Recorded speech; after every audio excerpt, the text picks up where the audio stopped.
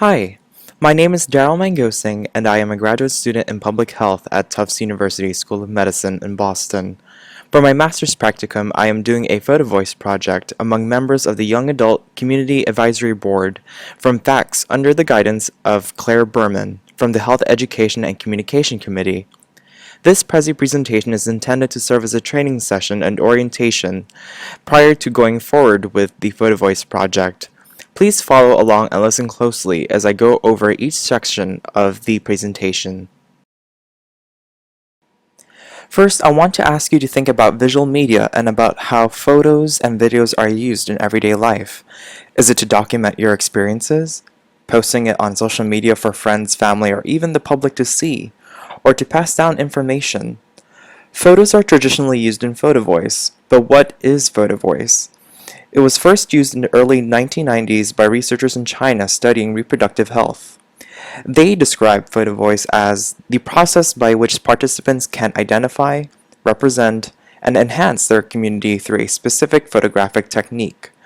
Photovoice is unique because it relies more on the story and meaning behind the photograph than just the actual physical photograph. There are usually 3 steps. 1. Decide on what to photograph and capture that on camera. 2. Participate in critical reflection around the stories and meanings behind the photographs. And 3. Affect policy or social change. At the center of Photovoice, you, the participants, will actually be taking the photographs and video for this project and describing the meaning behind them, telling the researchers what is important to you and why. Here's a YouTube video that introduces the concept of Photovoice through photos from actual projects. Observe how the photos portray or tell the stories of the photographers. This Photovoice project will also compile all the photos and videos from the young adult CAB members into a single video compilation like this one. Photography is a very powerful tool for communication and provides an outlet for issues that are not always easy to talk about. Poverty, conflict, prejudice and disability leave so many people without a voice. Photovoice's guiding principle is to train people to document their lives. However, participatory photography also provides more than just a skill. It increases self-confidence and fosters a sense of pride in the individual and the community.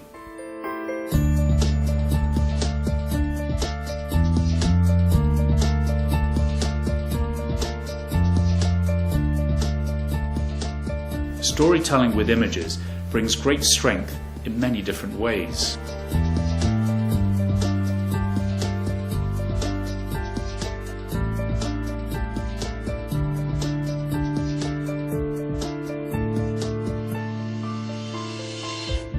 Participatory photography empowers people, and by telling their own stories, they gain a level of control of how they're perceived.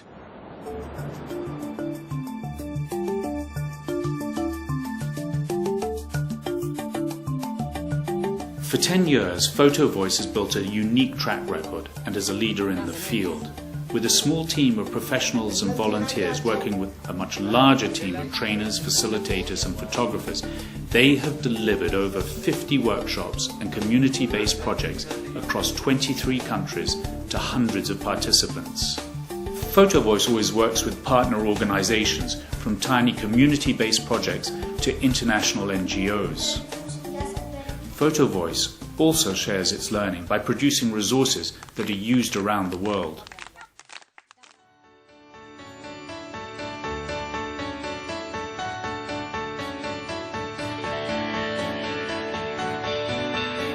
Photovoice's work is made possible thanks to your donations, print purchases and fundraising events. Your support is crucial to Photovoice while so many voices remain unheard.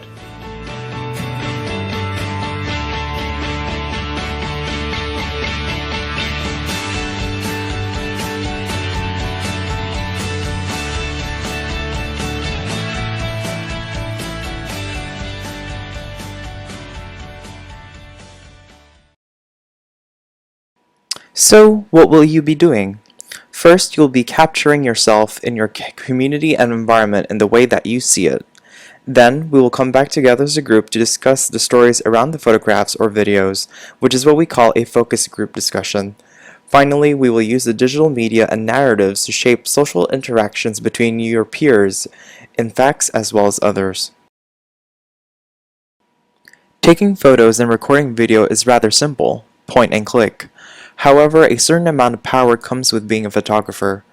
We will now discuss the ethics of photography as well as safety and media consent.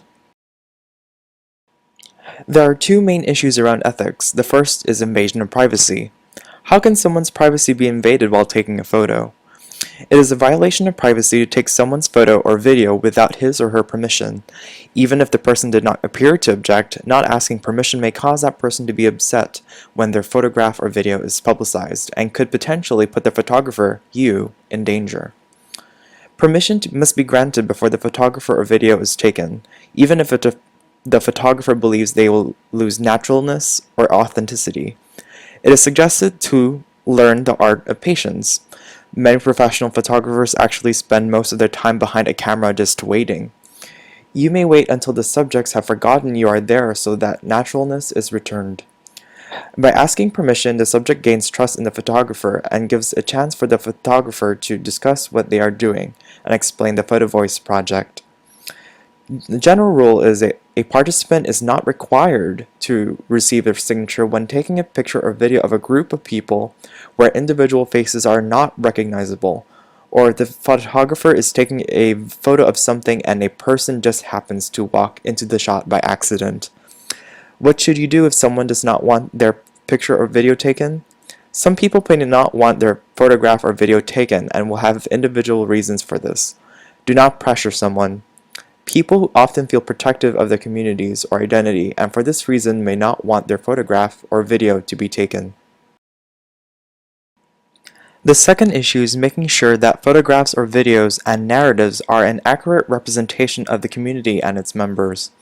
As photographers, we do not want to show anyone in a negative light or in embarrassing circumstances. Do not record anything that would go against the values of Photovoice and facts, the pediatric HIV/AIDS cohort study. Safety should be a priority for the photographer and subject. Do not take a photo or video of someone doing something risky or incriminating, and do not travel to a strange or dangerous part of the community just for a photograph or video. The photographer as well as the subject should also be able to agree on both what is in the photo or video and the narrative that goes with it. Power comes with using a camera. The photos or video that are produced should be an accurate representation of the community and the subject. Remember that subjects are vulnerable to the image or video even if they give permission to be photographed or video recorded. Consent is very important for the success of Photovoice. Consent occurs when a person understands all of the benefits and risks in participating in this project and they give permission to participate. Receiving consent from all subjects reduces the feeling of intrusion. You are asking for permission before taking photos or video, so privacy is not violated and safety is maintained. Participants must receive written consent from any subjects of the photos or videos. This consent allows for the photographer to photograph or video record the subject as well as for facts to use the media in the future. As for safety, always ask before taking a photo or video of someone or someone's personal property, like someone's house. Be respectful. Do not travel to any area that is known to be dangerous. Do not do anything you wouldn't usually do. Do not go anywhere where you usually wouldn't go, and be aware of your surroundings. So let's start brainstorming some ideas. To start thinking about what you may want to take a photo or video of, let's think about what matters to you, to those around you, to your community. Where do you live? How do you live? This Photovoice project is particularly interested in your identity at this point in your life as an adult. As someone who participates in facts, are there specific situations you find difficult to deal with, and why? How does your identity influence your actions and how you deal with those situations? And finally, how does your identity play into your transition into adulthood? Use these key questions regarding your self-identity and transition to becoming an adult to guide what photos and/or videos that you take. Remember that each one should have a caption narrative and that you can audio record your caption if you would like, but this audio portion is optional. Now we are moving on to photography video basics. Some of this may be new to you or maybe even obvious to you. Feel free to skip sections that you are already familiar with. The main thing to keep in mind when taking photos or recording video is to always ask first, before taking a direct photo or video of someone's face. Practice an appropriate introduction and stay safe. And remember, be friendly and positive. Next, keep in mind that photo or video quality is not important. One important thing to do is to write down captions or narratives, about 1 to 3 sentences, to keep notes about why you took a picture or recorded video, almost sounding as if you were talking to someone about your work.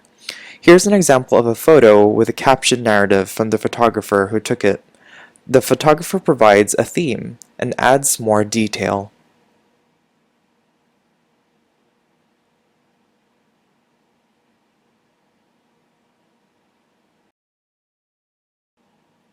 Finally, here are some camera basics. While the example used here is for an iPhone, your device may be similar or different depending on the brand or model. The answer to some questions you may have about your cell phone or recording device may be easily found by searching it online on Google. Some of these may be obvious to you, and so please feel free to skip these sections, but otherwise follow along to make the best out of your photos or video for the project. In terms of camera operation, there should be a button or app that allows you to take photos. This is similar with recording videos, and that you may just have to switch your settings from taking a video to video recording. Likewise, this is similar with audio recording, but this may be done with a separate app or button on your device. In addition to writing down your captions, you are encouraged to actually speak your captions and record that audio to your work. But this is not required. In terms of composition, try different angles or points of view. Subjects can be around the center or they can be offset from the center towards the side if there's a purpose for doing so. The subject should generally fill the photo or video. For lighting and flash, first make sure to keep your fingers away from the lens so you do not cover the flash if you're using it. Stand about 3 to 8 feet away from subjects unless it is a macro shot. You can adjust for lighting conditions or flash by either checking your camera's flash setting or controlling the amount of light in the environment you are in if possible. Keep the sun to your back or to the side. Finally, there is editing, which can include cropping, filters, or enhancement. Feel free to edit the photo or video from within the device that took it, but please do so sparingly. Do not excessively edit your photos or video unless it is necessary to explain or portray the meaning of your story behind them. At the end of the Photovoice process, you will have to submit your digital files, which includes photos, video, or audio. One way to do that is to submit your files through a web browser if you uploaded your files to your desktop or laptop. First, click on the URL link that is provided in an email that will be sent to you. Next, click Add Files. Then choose and select the files based on where they are stored on the computer. Finally, click on Start Upload, which will start the process that will upload your files to a private and secure folder on Dropbox, which is an online web storage service also known as a cloud. The second method to submit your work is to send an email with the files as attachments to the following email address at fax photovoice_9a9b@sendtodropbox.com. This will do the exact same thing with the first method, but this is particularly useful if you can only send your files directly from your cell phone or mobile device. Here are the media release forms that both you and your photo or video subjects will physically have to sign and submit to us in written form. You will receive copies of these forms in an email sent to you if you wish to participate in this Fax Photovoice project. Proceed through each one by clicking the forward button or arrow.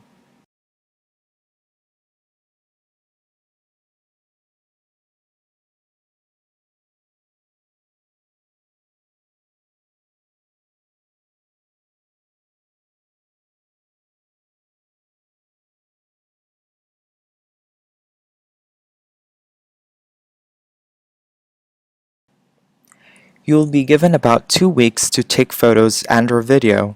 You will be expected to finish by June 15th, Monday.